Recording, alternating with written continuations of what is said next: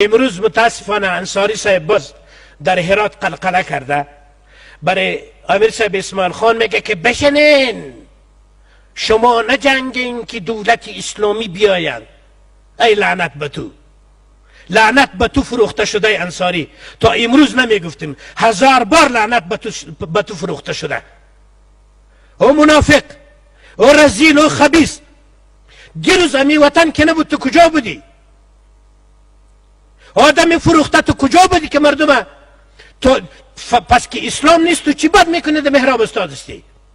وقتی که کشور اسلامی نیست تو چی بد میکنی که خطابت و امامت میکنی؟ در کشوری که عبادت است، مسجد است، خطابت است، امامت است، چگونه گفته میتونه که دولت اسلامی بیایه؟ کدام دولت اسلامی؟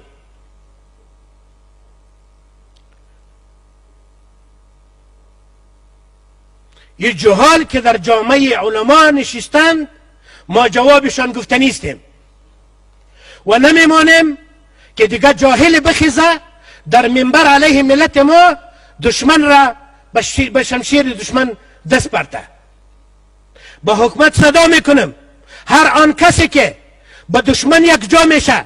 باز میگم یک وقت مولانا از هرات که مولوی زاده صاحب گفته بود که علمی تو گفته، باز میگم عالمی که جنازه شهید ما را نمیخوانه، عالمی که به ضد ملت ما دشمن تقویه میکنه، بزنین بکوبین پرتین در زندان پرتین. با کجا رسیدن این ولد؟ با کجا رسیدن این علمای ما؟ چه جهل است، چه غلامی است. غلامیم تا یک حد. تا دیروز ماشم میگرفتی، تا دیروز رئیسم بودی، تا دیروز معینم بودی، بد میکردی، هیچ چیز نمیگفتی. امروز به خاطر که طالب چند ولسوالی گرفته، رزیل و خبیث و ذلیل ترسو، رفتی به دامن طالب خودم میندازی.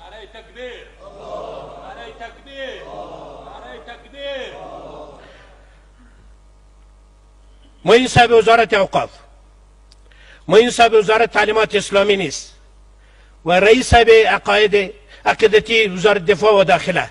هر عالمی که به دشمن یک جاست ما کارش نداریم.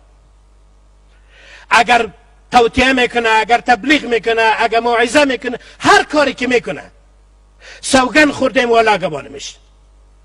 در مسجد ما حرام است که او امامت خطابت بکنه.